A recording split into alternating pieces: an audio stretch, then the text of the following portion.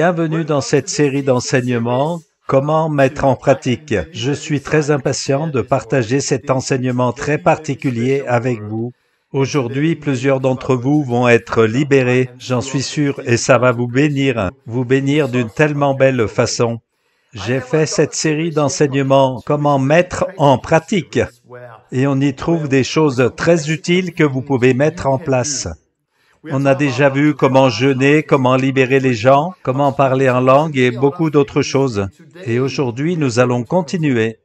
Alors que je me demandais quel devrait être le prochain enseignement, je demandais à Dieu quel en serait le sujet. Et l'autre jour, j'ai demandé sur Facebook, vous qui aimez la série « Comment mettre en pratique », quel enseignement aimeriez-vous?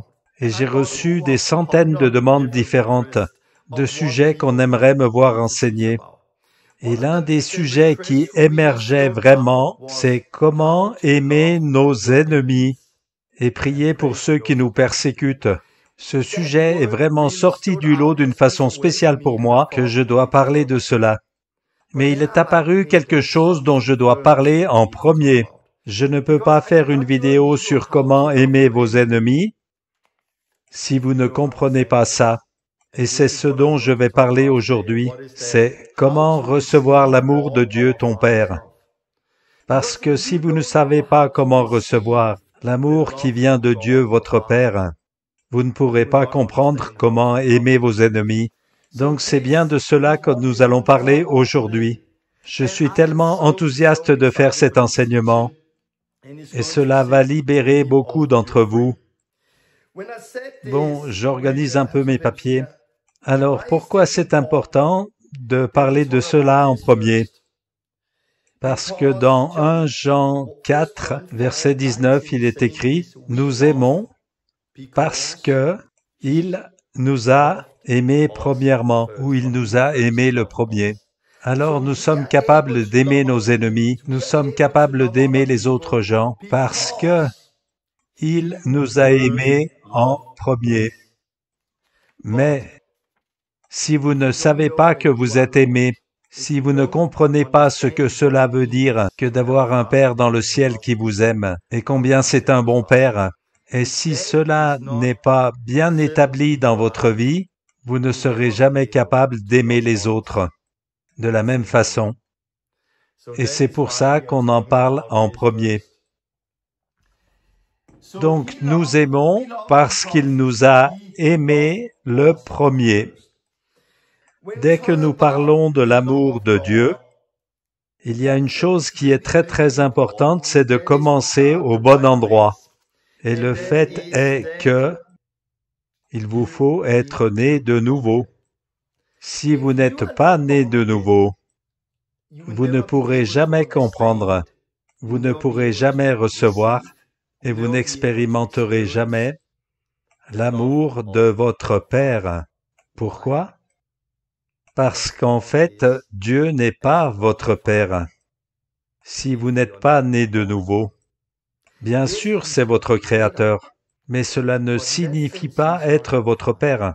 Et on commet une erreur de nos jours en parlant de l'amour de notre Père à des gens qui ne sont pas réellement nés de nouveau. C'est pour ça qu'ils ne peuvent pas l'expérimenter ni le recevoir, et ne pas le comprendre non plus. Donc, première étape, il vous faut être né de nouveau. Pourquoi? Je vais maintenant vous lire quelques versets, et vous allez comprendre.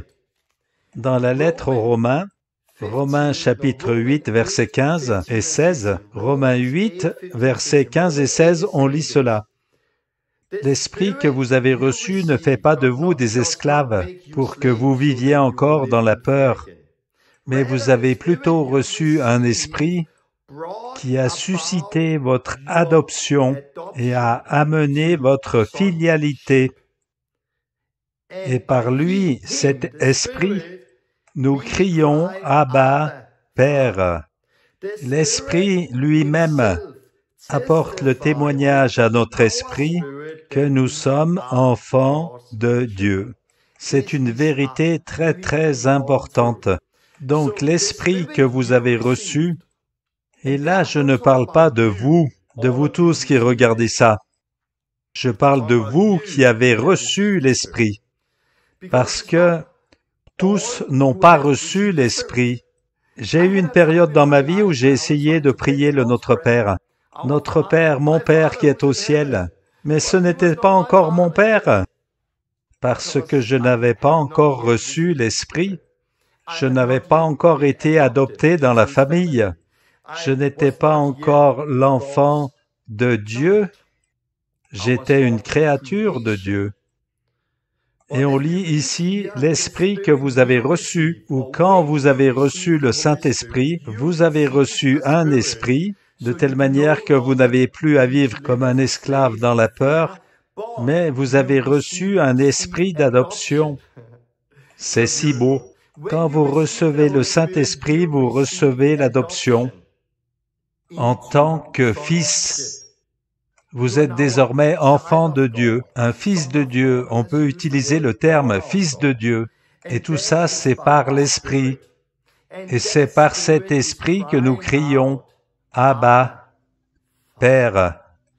Romains 8, versets 16 et 17.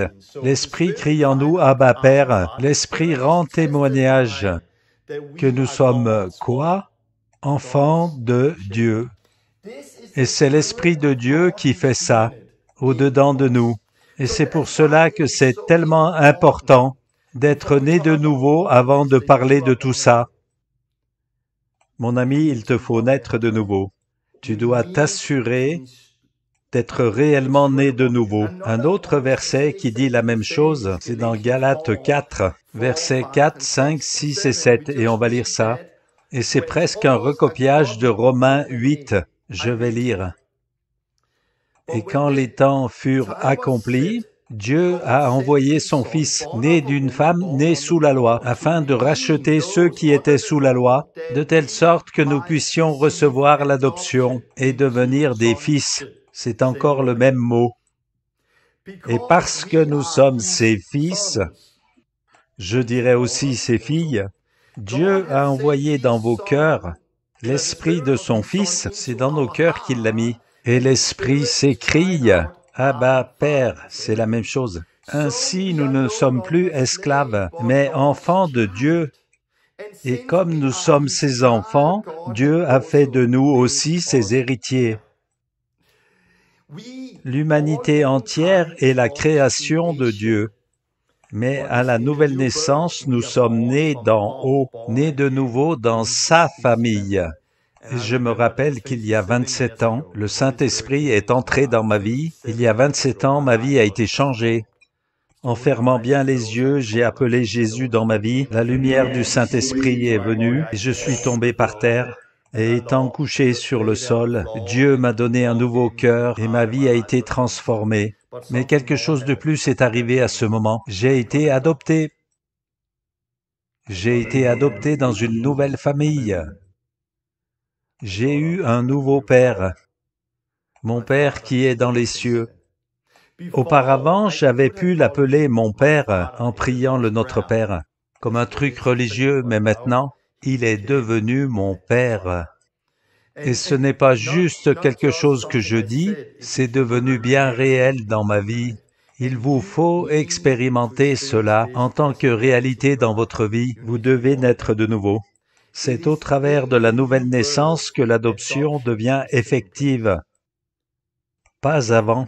C'est dans la nouvelle naissance que la filialité, la filiation prend place. Vous faites partie de la famille en tant que fils ou fille. Et dans la nouvelle naissance, l'amour de Dieu est déversé dans votre cœur par le Saint-Esprit, parce que c'est ce que nous lisons. Dans Romains chapitre 5, verset 5, nous lisons que l'amour de Dieu a été répandu à l'intérieur de notre cœur par le Saint-Esprit qui nous a été donné. Vous qui que vous soyez, si vous voulez recevoir l'amour de Dieu votre Père, il vous faut naître de nouveau. Vous devez premièrement être adopté avant que cela devienne réalité dans votre vie. Il vous faut expérimenter l'Esprit de Dieu qui crie « Abba, Père ». Et par l'Esprit, l'amour de Dieu sera déversé dans votre cœur. C'est ça la première étape.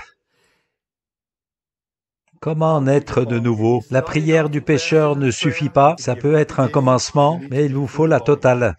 Vous devez vous détourner de vos péchés. Vous devez mettre votre foi en Jésus-Christ. Vous devez vous débarrasser du vieil homme et être baptisé dans l'eau en Jésus-Christ, et il vous faut recevoir le Saint-Esprit.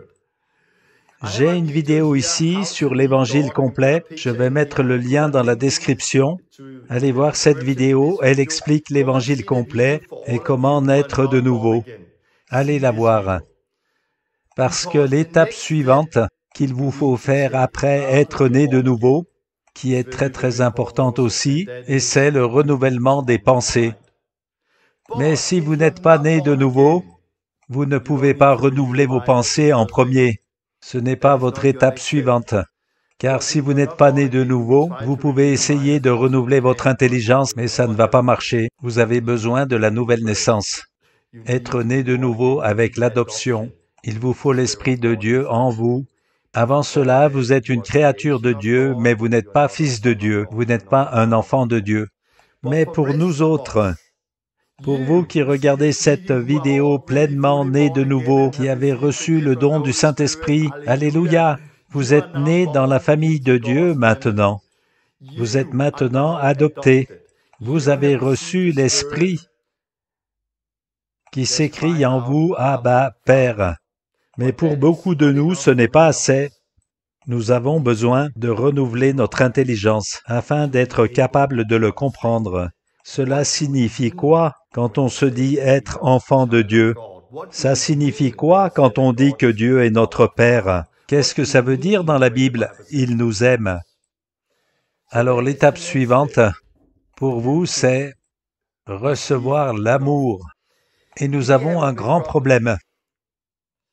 Et le problème, c'est que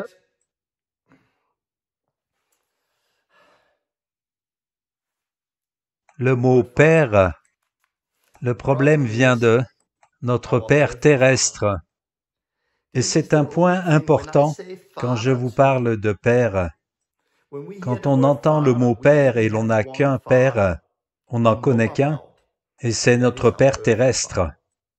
Et c'est un gros problème, car on pense automatiquement que ce Père, ce nouveau Père que nous avons reçu, est similaire à l'ancien Père qu'on a eu.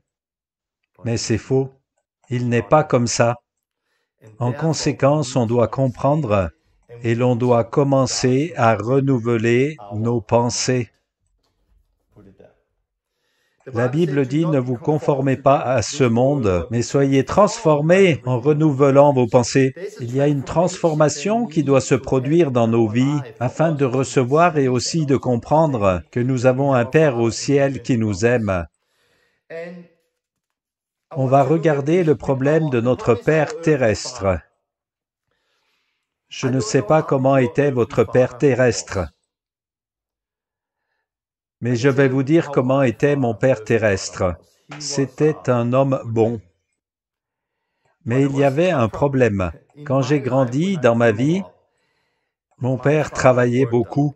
Quand je me réveillais, il était déjà au travail, et il était encore au travail tard le soir quand j'allais au lit. Il travaillait, parce qu'il avait son entreprise de peinture. Il avait des gens qui travaillaient pour lui et il était très occupé. C'était un brave homme, mais tout simplement, je ne le connaissais pas. C'est ainsi, et c'est parce qu'il travaillait tout le temps. Et lorsque j'ai grandi, c'était du genre, quand je téléphonais à la maison, une fois il était à la maison et j'ai appelé, mon père a répondu au téléphone, « Salut papa, passe-moi maman.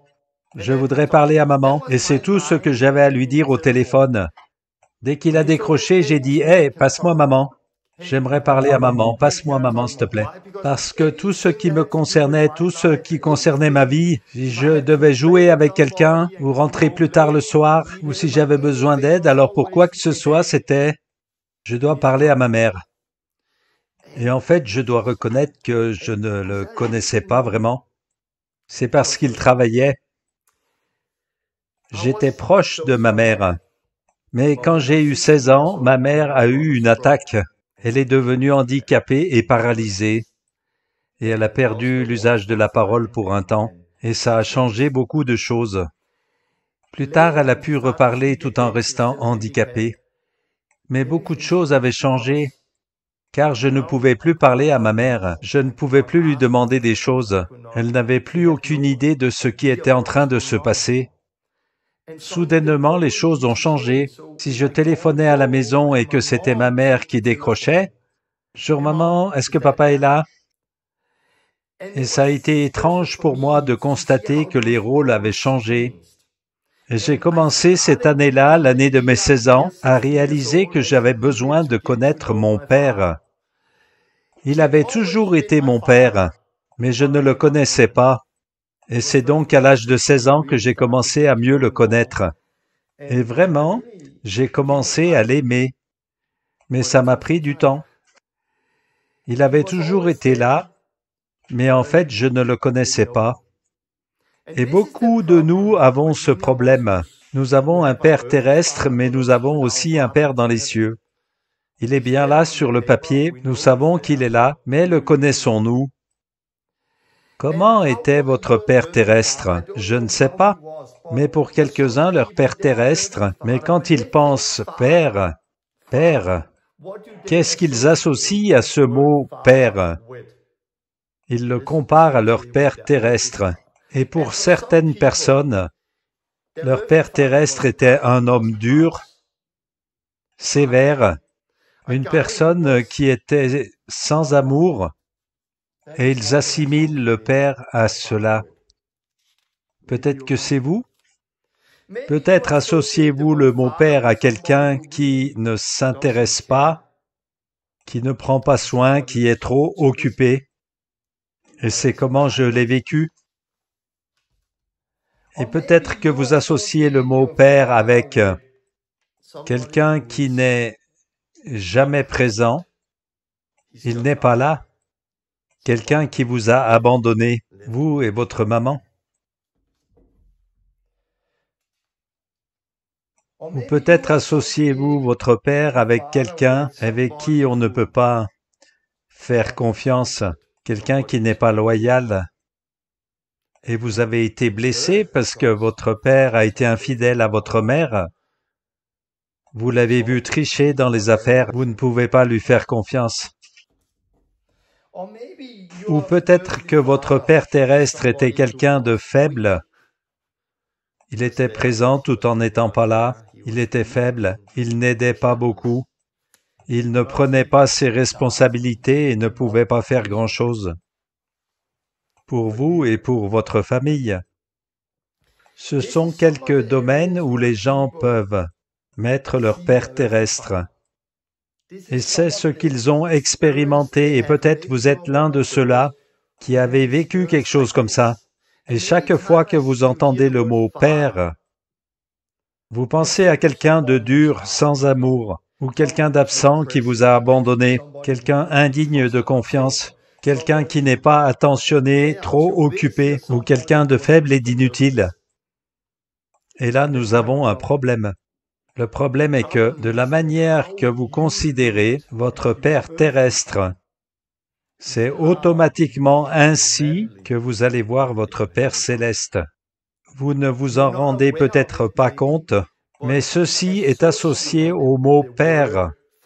Alors quand vous entendez « Père », vous pensez automatiquement « un homme dur sans amour ».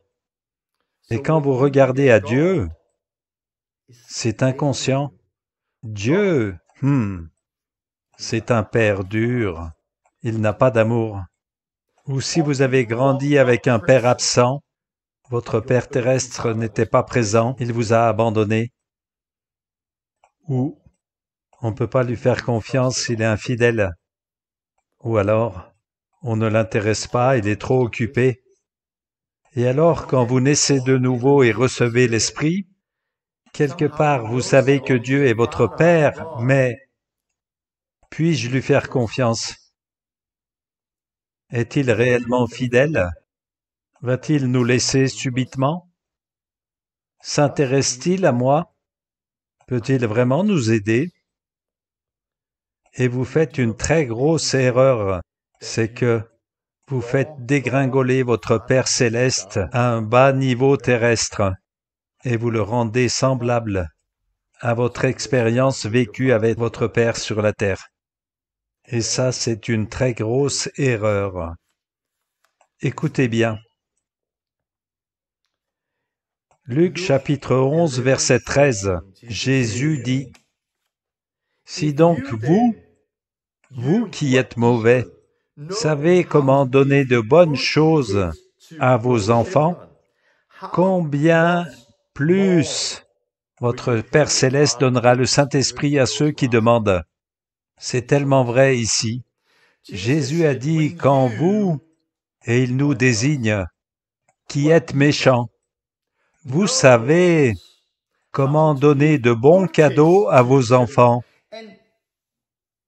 Et je pense que la plupart des pères, bien qu'ils fassent beaucoup d'erreurs et d'autres choses, sont aussi capables de faire bien et puissent donner de beaux cadeaux pour leurs enfants, par exemple. Mais là, il dit, « À combien plus votre Père céleste donnera ?» Alors il établit une grande différence entre le Père terrestre et le Père céleste. Le Père terrestre qui est méchant, vous qui êtes méchant en tant que Père terrestre, même si vous paraissez être bon, même si vous êtes capable de donner de bonnes choses à vos enfants, vous êtes toujours méchant. Alors vous qui êtes méchants et qui donnez des bons cadeaux à vos enfants, à combien plus votre Père céleste donnera, et il fera cela,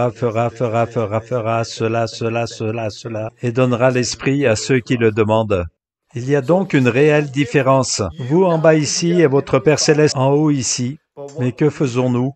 Nous prenons notre Père céleste qui est tellement plus. Nous allons voir plus tard de quoi il est tellement plus. Et puis nous le traînons en bas là sur la terre. Et nous faisons de lui quelqu'un qu'il n'est pas. Nous prenons notre Père céleste qui est tellement parfait et faisons de lui autre chose. Et on va voir ça. Alors Jésus dit, vous qui êtes méchants, vous pouvez donner de bonnes choses. Combien plus votre Père qui est dans les cieux fera ceci, cela et tout ça. Alors on va examiner tout ça et on va voir comment est notre Père céleste. Bien comprendre quelle sorte de Père il est. C'est très important. Vous avez besoin de le comprendre.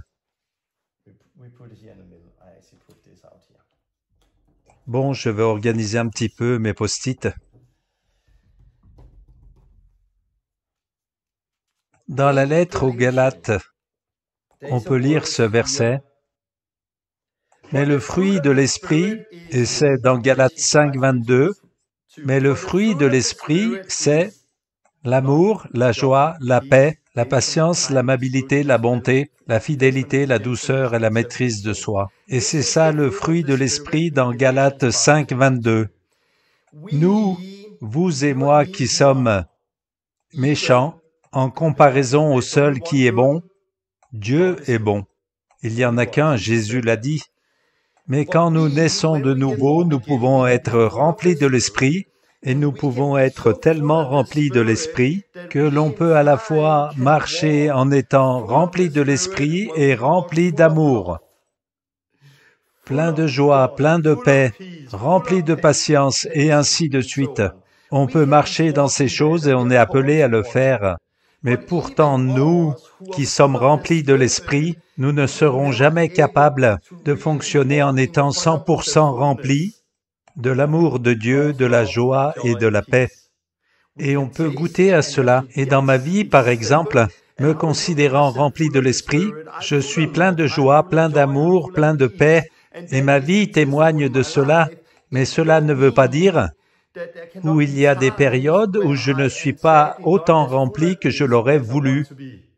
Et moi, en tant que Père terrestre, il y a des temps où je ne suis pas plein d'amour, plein de joie, plein de paix, plein de gentillesse. Parce que je ne suis pas parfait, pas encore. En Christ, nous trouvons une manière de le vivre, mais on n'est pas constamment rempli du Saint-Esprit. Nous devons être remplis de l'Esprit en continu. C'est un travail permanent. Mais Dieu, l'Esprit de Christ ou l'Esprit de Dieu, le Saint-Esprit qui nous apporte tout ça, nous montre qui est Dieu notre Père.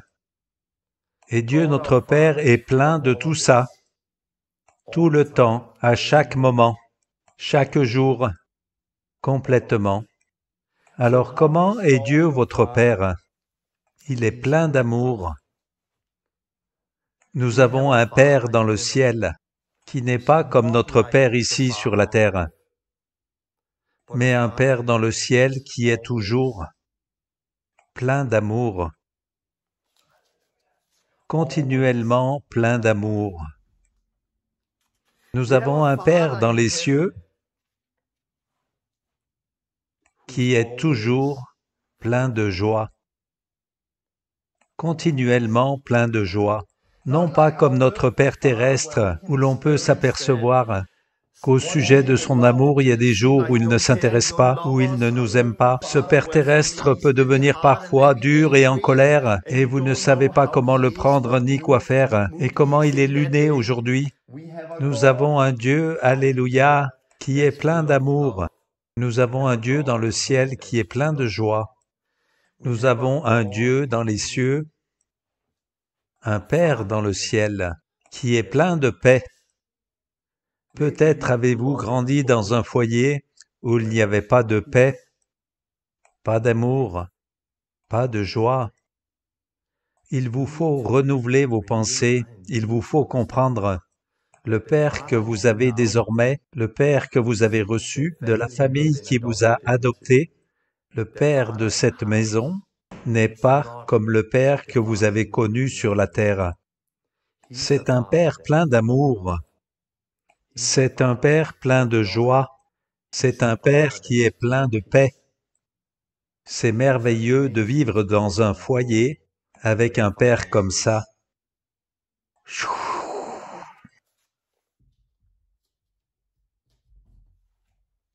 Nous avons aussi un Père rempli de patience. Peut-être avez-vous eu un Père qui n'était pas patient avec vous, qui se mettait en colère, et si vous faisiez juste une petite erreur, il explosait. Et du coup, vous pensez que votre Père céleste est comme ça. Dans ce cas, repentez-vous. Ne pensez pas comme ça, parce que nous avons un Père céleste qui est plein de patience. Nous avons un Père dans les cieux qui est plein de bonté. Alléluia! Imaginez un tel foyer avec le Père qui rentre, et vous êtes ensemble avec le Père et ce n'est que amour, joie, paix, patience et bonté. Imaginez-vous? Vous pouvez car vous en faites partie maintenant. Dieu, notre Père, est comme ça. C'est comme ça qu'on doit le voir. Et si tu regardes ton Père d'une certaine manière, tu vas transférer « Oh Dieu, mon Père ne s'occupe pas de moi. Il est dur, il n'a pas d'amour, il nous a abandonnés, il n'assure pas, je ne peux pas lui faire confiance. » Et vous avez commis cette erreur. Vous avez diminué Dieu, votre Père, à un niveau humain et fait de lui quelqu'un qu'il n'est pas. Dieu est tout cela. Et il est plein de bienveillance. Notre Père Dieu est rempli de bienveillance. Il est aussi plein de fidélité. On peut lui faire confiance. Il est digne de confiance. Il est fidèle, rempli de fidélité. Dieu notre Père est plein de douceur. C'est quelqu'un de gentil. N'aie pas peur. Sois sincère et approche-toi de lui. Apprends à le connaître. C'est quelqu'un de très doux. Et quand vous allez vraiment connaître Dieu, vous allez expérimenter tout ça. Et ce sont les mots que j'utilise pour décrire mon Père qui est dans le ciel. C'est comme ça qu'il est. Et il est plein de maîtrise de soi. Il est rempli de maîtrise de soi. Peut-être que vous avez grandi avec un père qui pouvait exploser d'un moment à l'autre si vous aviez fait quelque chose de mal ou si vous aviez oublié quelque chose. Et brusquement, il se mettait en colère et il voulait tout casser parce qu'il ne pouvait pas se contrôler. Alors Dieu n'est pas comme ça. Peut-être avez-vous grandi avec un père qui buvait et chaque fois qu'il avait bu, il ne se maîtrisait plus. Vous avez un Père dans le ciel qui est rempli de maîtrise de soi. C'est ainsi qu'est Dieu, notre Père. L'erreur que l'on a faite, je dirais le problème, l'erreur que beaucoup de nous avons commise, nous avons rabaissé, nous avons diminué Dieu à un niveau humain. Si c'est votre cas, repentez-vous, repentez-vous, repentez-vous. Repentance. Repentez-vous. Laissez tomber. Ne considérez pas Dieu votre Père de cette manière. Ne prenez pas toutes les choses que vous avez expérimentées de votre Père terrestre, toutes ces mauvaises expériences, d'être dur, sans amour, manque d'attention, trop occupé, pas présent, et l'abandon, pas digne de confiance, infidèle, faible et sans secours. Toutes ces choses-là n'ont rien, absolument rien, à voir ou à faire avec votre nouveau Père qui est dans les cieux. Ne faites pas de Dieu, votre Père qui est au ciel, ne faites pas de lui quelqu'un qu'il n'est pas. Jésus a dit, vous qui êtes méchants, à combien plus votre Père céleste vous donnera les bonnes choses que vous lui demandez. Ce Père que vous avez reçu quand vous avez été adopté dans la famille, il est rempli de tous les fruits de l'Esprit. Galates 5, verset 22, il est plein d'amour, il est plein de joie, il est plein de paix, il est plein de patience, il est plein d'amabilité, plein de bonté, il est plein de fidélité, il est plein de douceur, et il est rempli de maîtrise de soi, et encore bien plus que ça. Et c'est de cette manière qu'il vous faut le vivre. J'ai eu une période quand j'ai rencontré Dieu, le Saint-Esprit est venu dans ma vie, tout a changé, j'étais né de nouveau. L'Esprit en moi s'écriait « Abba, Père ». J'ai fait une erreur que beaucoup de gens font. C'était mon Père. Mais au début, c'est comme s'il était distant. C'était un Père, mais c'était un Père avec lequel je ne pouvais pas m'impliquer parce que je pensais qu'il était trop occupé. Il avait sûrement mieux à faire et comme mon père était trop occupé pour moi, avec la petite entreprise qu'il avait, et si mon père était trop occupé pour moi, à combien plus mon père d'en haut devrait-il l'être? Et dans ma vie, mon père était éloigné. C'était pas quelqu'un que j'allais rencontrer pour lui parler et dire différentes choses. C'était ma mère qui s'occupait de tout. Et puis c'est arrivé. Un jour, je me suis rendu compte que j'avais péché. Et j'ai compris que j'avais fait de Dieu mon Père quelqu'un qu'il n'est pas du tout. J'avais fait cette erreur d'avoir rabaissé Dieu, qui pourtant est plein de tout ça, il est parfait. Je l'ai abaissé et rendu semblable à mon Père. Et c'est un péché. Alors je me suis repenti, j'ai dit, mon Dieu, pardonne-moi. Pardonne-moi mon péché, tu es mon Père, et tu es plein d'amour, tu es plein de joie, Tu es plein de paix. Tu es rempli de tout ça.